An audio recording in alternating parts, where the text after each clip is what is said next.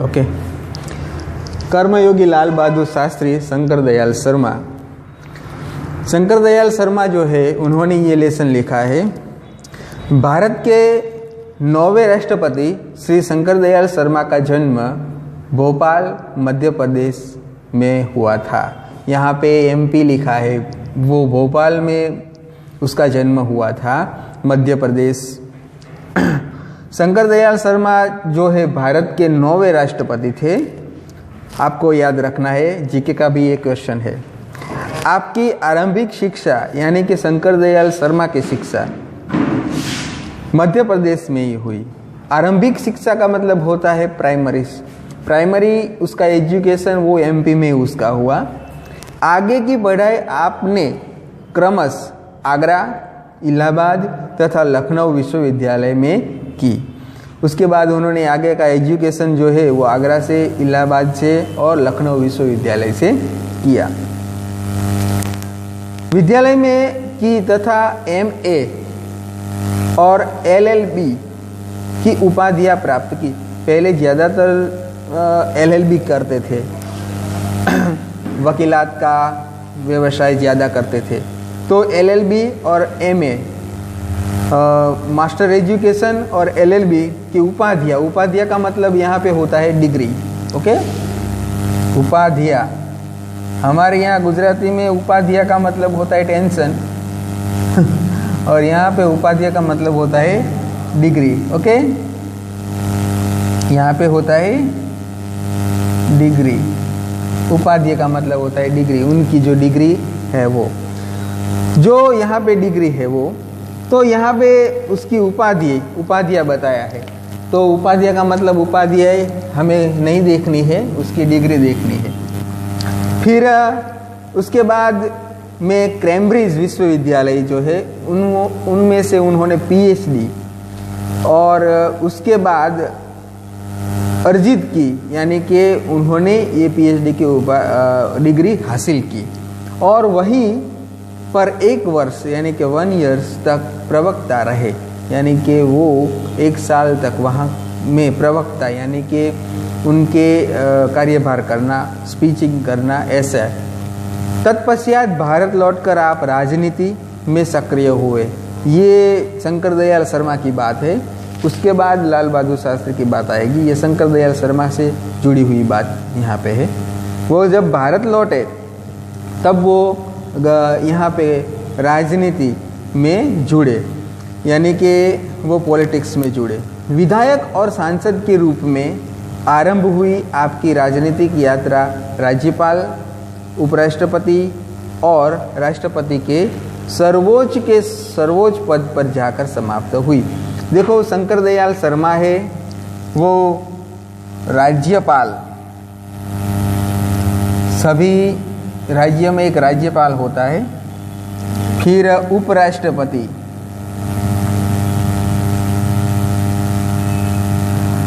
ये उनके पद है। पहला वो राज्यपाल बने, फिर उपराष्ट्रपति बने और फिर राष्ट्रपति।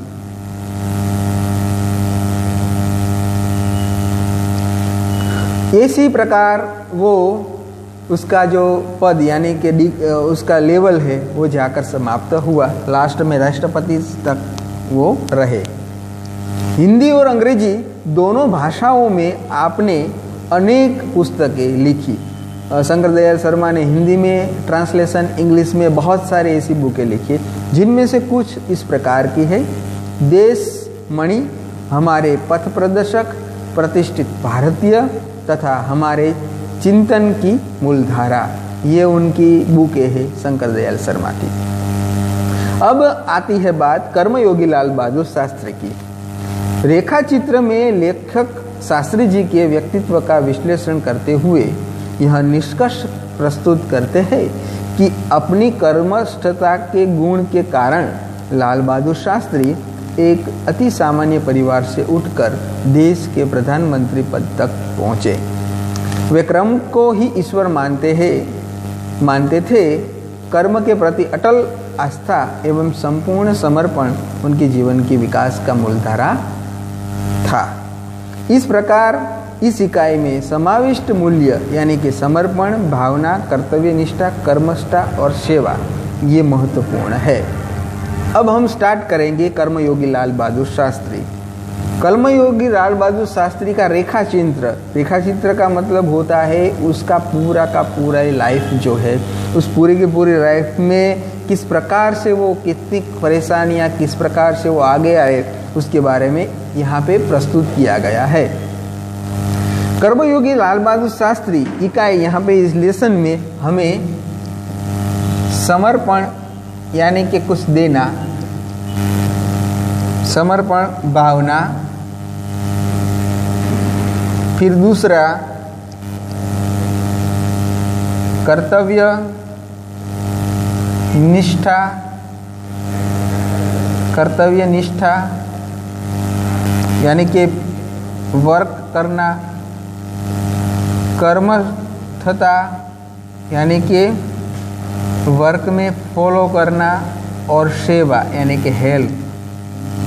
ऐसी बातों से साथ ये पूरा लेसन जुड़ा है, समर्पण भावना, कर्तव्य निष्ठा, कर्मष्ठता और सेवा। ओके, तो ऐसी बातों से ये पूरा लेसन जुड़ा हुआ है। हम स्टार्ट करते हैं, पेज नंबर 19 पर है। शास्त्री जी के नाम के साथ कर्मयोगी विशेषण जोड़ना बिल्कुल उपयुक्त है। यहाँ पे कर्मयोगी बताया है, कर्मयोगी यानी कि फुल हार्ड वर्किंग करने वाला, फुल वर्क करने वाला। कर्मयोगी, कर्म को ही फोकस करने वाला, उसके साथ ये विशेषण जोड़ता है, वो बिल्कुल सही है, क्योंकि मुझे तो उनका सारा जीवन ही कर्म से भरा हुआ मालूम पड़ता है। ये कौन कहता है? शंकर दयाल शर्मा, जो लिखते हैं कि लाल बहादुर शास्त्री को हम विशेषण से साथ जुड़े तो कर्मयोगी उपयुक्त है, क्योंकि पूरा का पूरी लाइफ उसकी है वो कर्म के साथ जुड़ी हुई है। शास्त्री जी सामान्य परिवार से ऊपर उठकर देश के प्रधानमंत्री के जिस महत्वपूर्ण पद तक पहुंचे, उसका रहस्य उनके कर्मयोगी होने में ही छिपा हुआ है। देखो स्टूडेंट फ्रेंड्स, कोई भी व्यक्ति वैसे ही महान नहीं बन जाता है। महानता के लिए उसे कुछ ना कुछ वर्क करना पड़ता है, और वो पूरा वर्क इस प्रकार करता है, तब जाकर उस पद तक, उस लेवल तक वो पहुंच सकता है। यहाँ पे लाल बहादुर शास्त्री जी है, उसकी लाइफ में वो ऐसी जाहो-जलाली वाली या कोई ऐसी नई लाइफ जिससे वो पैसे और जो कहते हैं लाइफस्टाइल उसकी हो, उसमें वो रहकर आगे आए नहीं, वो गरीबी में जिए और गरीबी में ही उन्होंने अपना गुजारा किया, और उसी प्रकार वो धीरे धीरे कर्म करते रहे और आगे आए। तो सामान्य परिवार, एक मिडिल कास्ट सोशल में उसका परिवार में जन्म हुआ था और फैमिली थी उसकी। प्रधानमंत्री के जिस महत्वपूर्ण पद तक वो पहुंचे, उसका रहस्य उनके कर्मयोग से जुड़ा हुआ है, यानी कि वो पद कर्मयोग से साथ जुड़ा हुआ है। वे उन लोगों में भी नहीं थे जो भाग्य पर भरोसा करके बैठ रहते हैं। लाल बहादुर शास्त्री उन लोगों में नहीं थे जो अपने भाग्य के भरोसे बैठे रहते हैं। बहुत सारे लोग ऐसे होते हैं जो अपने भाग्य के भरोसे बैठ रहते हैं। जैसे पंडित जी के पास जाते हैं, मेरा हाथ देखो, इस मेरी लकीरें में क्या लिखा है, तो वो पंडित जी कह देता है 100-200 रुपये हो गए, 500 रुपये हो गए, दिखा तो वो यूं ही अच्छा बोल देता है, अरे वाह तेरे हस्तिक में तो ये लिखा है, नौकरी है, जॉब है, अच्छा सब कुछ है, बहुत कुछ है, तो वो तो खुश हो जाएगा। फिर वैसे ही सोचता रहेगा, अच्छा मुझे तो नौकरी मिल जाएगी, मुझे तो बंगला मिल जाएगा, गाड़ी मिल जाएगी। सोच से कुछ नहीं होता है, वर्क करना पड़ता है, कर्म करना पड़ता है। तो ऐसे ही मानते नहीं थे, किसी भाग्य पर भरोसा नहीं करके बैठते थे। अचानक कभी सफलता मिल जाती है, बल्कि वे उन लोगों में से थे जिसको अपनी हथेली की लकीरों के बजाय अपने चिंतन और कर्म की शक्ति पर अधिक भरोसा होता है। देखो ये सेंटेंस है, वहाँ पे आपको लाइन कर देनी चाहिए। ये चिंतन यानी कि आपको सोचना है, और वर्क कर्म। पहले आप सोचो, सोचने के बाद उसको आप अपनी लाइफ में उतार लो और वर्क करना शुरू कर दो, तो कोई भी आपकी मंजिल होगी उस तक आप पहुंच सकते हैं। ओके, तो यहाँ पे सोचते वक्त ऐसे सोचे सोचे रहते हैं, वर्क नहीं करते हैं, तो कुछ हमें हासिल नहीं होता है। और वे क्रमशः अपने जीवन का रास्ता बताते हुए आगे बढ़ते हैं। शास्त्री जी के लिए कर्म ही ईश्वर था, और इसके प्रति बिना किसी फल की आशा किए संपूर्ण भाव से समर्पित रहते थे। भगवत गीता का उन्होंने अपनी लाइफ में पूरा उतार लिया था, क्योंकि भगवत गीता में ये बताया गया है कि कर्मण्येवाधिकार रस्ते मा फलेषु कदाचिते, यानी कि कर्म में ही तेरा अधिकार है, फल की आशा तो मत रख, फल देने वाला मैं हूँ। तो तू वर्क तो पहले कर, बाद में तुम्हें फल मिलेगा। तो ऐसे ही बैठा रहता है तो कैसे फल मिलेगा? तो शास्त्री जी उनमें से थे, वो वर्क को मानते थे, ऐसे ही सीधे फल नहीं चखना चाहते थे। तो आगे हम बढ़ेंगे, यहाँ तक कि जब भी उन्हें फल की प्राप्ति के अवसर मिले, तब भी उन्होंने उस और हमेशा अपेक्षित दृष्टि रखी। यानी कि अगर उनको कोई फल मिल जाता है, फल का मतलब होता है कोई भी उसकी राह, कोई भी चाहत, या फिर उन्होंने जो सोचा वो मिल गया है। मगर ये नहीं ऐसे बैठे रहते कि चलो मान लो कि आपने सोचा है कि आपको ये नौकरी मिल गई, या फिर आपने वो वर्क कर लिया और आप शांति से बैठे। नहीं, ऐसा नहीं है। कहने का मतलब है वो ज़्यादा और कुछ मोर ज़्यादा कर कुछ करना चाहते थे, वो सोशल को कुछ देना चाहते थे। इसीलिए उन्होंने अपेक्षित यानी कि शॉर्ट थिंकिंग उनकी नहीं थी, ज़्यादा कुछ करने की उनकी जिज्ञासा थी। उनका जीवन दर्शन गीता के निष्काम कर्मयोगी का प्रतिनिष्ठ था। मैंने पहले बताया कि उनका सबसे ज़्यादा जीवन यानी कि उसकी जो लाइफ थी वो गीता के आधार पर चलती थी। भगवत गीता में जो लिखा है उसी प्रकार भगवान श्री कृष्ण ने कहा है, उसी प्रकार वो वर्क करना चाहते थे। इसीलिए मैं समझता हूँ कि उन्हें केवल कर्मयोगी के बजाय निष्काम कर्मयोगी कहना कहीं अधिक उपयुक्त होगा। निष्काम कर्मयोगी का मतलब होता है जो कुछ फल की आशा रखे बगैर वर्क करता हो, इसे निष्काम कर्मयोगी कहते हैं।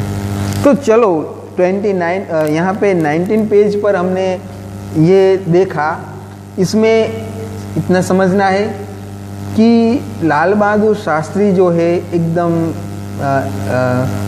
मिडिल फैमिली में से आते हैं, और उनकी जो लाइफस्टाइल है वो इतनी जाओ जलाली वाली नहीं थी, हाई फाई नहीं थी।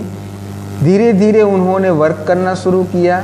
वर्क करते करते करते वो आगे बढ़े, सिंपल लाइफ जीते थे, और वो कर्म को ही महत्व देते थे। आपको इतना याद रखना है, वो किसी हथेली या भाग्य पर विश्वास नहीं करते थे, वो कर्म पर फोकस करते थे। और उन्होंने भगवत गीता को अपनी लाइफ में उतार लिया था, और उसी प्रकार वो कर्म के आधार पर चलने वाले थे। निष्काम कर्मयोगी थे, निष्काम कर्मयोगी। क्योंकि निष्काम कर्मयोगी उसको ही कहते हैं जो किसी बिना आशा रखे कर्म करे। आशा रखनी चाहिए, ऐसा भी नहीं है नहीं रखनी चाहिए, मगर हम पहले ही सोच बैठे और कर्म ना करें तो कोई ऐसा नहीं हो। मान लो कि आप है, आप ये सोचेंगे कि मैं 10 में और 12 में 19 और 99% लाऊंगा, अभी से आप सोचते हैं, अच्छी बात है, चिंतन किया है आपने, चिंतन ये सही बात है, ये पहला पॉइंट आपका सही है। मगर ये जो दूसरा पॉइंट है वो आपका गलत है। आप वर्क नहीं करते, आपने अभी स्टार्ट नहीं किया है पढ़ना, आपने कुछ राइटिंग करना अभी स्टार्ट नहीं किया है, आपने कुछ उसके साथ जुड़ा हुआ है कोई मटेरियल स्टार्ट नहीं किया, बस यही 9th में अब बैठे सोचते हैं मैं 10 में ऐसा लाऊंगा मार्क्स, 10 आया तो ऐसा मार्क्स लाऊंगा, फिर वो एग्ज़ाम आ जाती है और आप फेल हो जाएंगे। सिर्फ चिंतन से कुछ नहीं होता है, भाग्य की लकीरों से कुछ नहीं होता है। जो भी होता है वो चिंतन के साथ साथ वर्क भी होता है, तभी तो आप मंजिल तक पहुंच सकते हैं। तो आप याद रख लीजिए, ये लेसन बहुत महत्वपूर्ण है। चिंतन अभी से आप कर लीजिए, आप अभी से सोच लीजिए आपको क्या बनना है, और जो बनना है उसी आधार पर आप अभी से ही एजुकेशन और उसके साथ साथ जुड़ा हुआ मटेरियल आप पढ़ना शुरू कर दीजिए। ओके, आगे हम बढ़ते हैं पेज नंबर 20 पर। पेज नंबर 20 पर ऊपर से पैराग्राफ हम लेते हैं। अपने उद्देश्य के प्रति दृढ़ आस्था, यानी कि उन्होंने जो फोकस किया है उसके प्रति उसका पूरा का पूरा विश्वास, कॉन्फिडेंस, उस उद्देश्य को प्राप्त करने के लिए कर्म का भाव तथा उस कर्म के प्रति संपूर्ण समर्पण, ये तीन बातें, पहला कर्म का भाव, उस कर्म के प्रति संपूर्ण समर्पण और उद्देश्य, ये तीन बातें मुझे उनके संपूर्ण चरित्र यानी कि उनकी लाइफ में, जीवन दर्शन में दिखाई पड़ती है, उनके बिहेवियर में, उसकी लाइफ में दिखाई पड़ती है। पहला उद्देश्य, फिर कर्म और उस कर्म के प्रति समर्पण। स्टैंडर्ड 7th में हमारा लेसन था एक अनूठे इंसान। स्टैंडर्ड 7th में हमारा लेसन था अनूठे इंसान। उनमें सचिन तेंदुलकर की एक बात आई थी, आपको शायद याद होगी। सचिन तेंदुलकर जब इंडियन ओपनियर हमारे अहमदाबाद में जब पहले आए खेलने के लिए, तब वो कप्तान के रूप में आए थे और वो इधर उधर वैसे घूमते थे। तो जब लंच का टाइम हुआ तो उसको सब ढूंढने लगे, तब वो प्रैक्टिस कर रहे थे। तब उसको किसी ने पूछा कि तेंदुलकर जी आप यहाँ पे क्यों है और आपके खेल में आप आगे हैं, उसका रहस्य क्या है?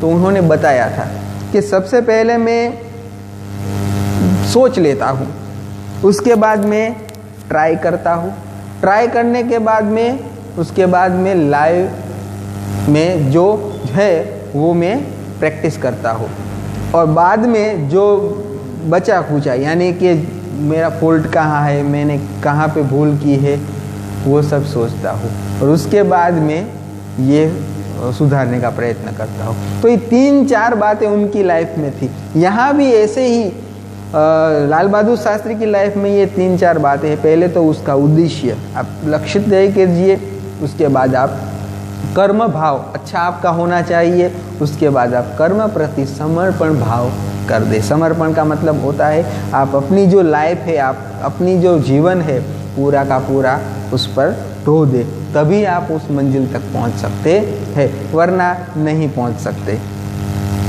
मुझे उनके संपूर्ण जीवन दर्शन में ये दिखाई पड़ती है। अपने एक भाषण में यानी कि उन्होंने एक लेक्चर दिया था, उन्होंने इसी तरह के विचार व्यक्त करते हुए कहा था। क्या कहा था? तो यहाँ पे डबल अवतरण चिन्ह आएगा, आप टेक्स्ट बुक में देखिए क्या कहा।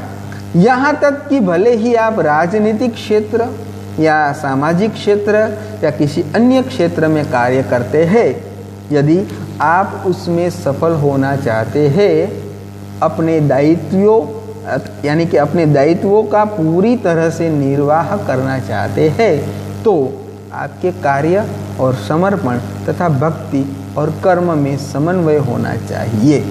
ये सेंटेंस है, वहाँ पे आप लाइन कर दीजिए पूरा का पूरा सेंटेंस। ये सेंटेंस आप मान लो कि बार बार पढ़ेंगे ना, आपको महत्वपूर्ण ये होगा, आपकी लाइफ बदल देगा ये सेंटेंस 100%। क्यों? क्योंकि यहाँ पे उन्होंने बहुत अच्छा लिखा है। क्या लिखा है कि आप अगर पॉलिटिक्स में हो या किसी सोशल डेवलप में हो, कोई भी क्षेत्र में हो, एजुकेशन में हो या फिर कोई भी प्लेयर सेक्टर में हो, कहीं भी हो, मगर आपको वो सफलता प्राप्त करनी है तो आपको कार्य वर्क उसके साथ साथ आप समर्पण यानी कि पूरा का पूरा आपको उनमें पूरा जीवन व्यतीत कर देना है, और भक्ति यानी कि पूरी लगन होनी चाहिए। ये 3 बातें अगर आप सीख लो तो हमेशा के लिए आप अपने लक्ष्य तक पहुंच सकते हो। अब आपका लक्ष्य क्या है? आपका लक्ष्य है अच्छे मार्क्स लाना, फिर नौकरी करना, जॉब करना। तो आपको अभी से तय कर लेना है, तो आप अभी से तय कर लो अच्छे मार्क्स लाने हैं। चलो पहली बात है चिंतन कर लिया, फिर वर्क करना शुरू कर दो। कोई पढ़ना लिखना फिर इसी रिलेटिव कोई मटेरियल ढूंढना एकदम ईजी है। फिर दूसरी बात है, एक इधर उधर मत लाओ, आज हमें इधर जाना है, आज हमें उधर जाना है, आज घूमना है, आज पिक्चर देखना है, मोबाइल देखना है, आज गेम खेलना है। आज 2-3 साल ऐसे होते हैं महत्वपूर्ण आपके लिए, सबके लिए महत्वपूर्ण होते थे, हमारे लिए भी थे और आपके लिए है। तो ये आप सोच लीजिए, आप उस तक पहुंच सकते हैं, गोल तक पहुंच सकते हैं आपके। उसके बाद हम 3 लाइन लेते हैं, फिर हम रुकते हैं। ओके, मैं शास्त्री जी की सफलता का रहस्य उनके इसी महत्वपूर्ण चिंतन में मानता हूँ। शास्त्री जी है उनकी सफलता, यानी कि वो सफल हुए तो उसका महत्व क्या है, तो वो मानते हैं। साथ ही यह भी मानता हूँ कि किसी भी व्यक्ति, समाज और देश के विकास का रहस्य इसी भक्ति और कर्म के सिद्धांत में निहित है। देखो, शास्त्री जी जो सफल हुए उसके पीछे का ये रहस्य है जो महत्वपूर्ण है, उसमें चिंतन में मानता हूँ। चिंतन यानी कि मैंने मनन किया है, मैंने थॉट किया है, मैंने विचार किया है कि इसके पीछे का रहस्य ये है। यह भी मानता हूँ, लाल बहादुर शास्त्री ने, शंकर दयाल शर्मा ने लिखा है, वो कहते हैं कि किसी भी व्यक्ति, समाज और देश, व्यक्ति, समाज और देश, यानी कि कोई भी पीपल्स, व्यक्ति होते हैं, सोशल और कंट्री, ये 3 महत्वपूर्ण है बातें। उसके विकास के रहस्य के लिए, ये तीनों के विकास के लिए क्या होनी चाहिए? एक तो भक्ति और दूसरा बताया है कर्म। क्या होना चाहिए? भक्ति और कर्म। ये दोनों चीजें अगर है तो व्यक्ति, समाज और देश, ये तीनों हमारा आगे आ सकता है। पहले तो हमारे देशभक्ति होनी चाहिए, सभी लोगों को देशभक्ति होनी चाहिए, सभी समाज को भी देशभक्ति होनी चाहिए, तब देश देशभक्त बन जाएगा। फिर कर्म, सभी व्यक्ति को कर्म करना है तो समाज में आ जाएगा और देश में भी आ जाएगा। ओके, ये बात महत्वपूर्ण थी हमारे लिए। हम यहाँ तक रखते हैं लाल बहादुर शास्त्री जी को।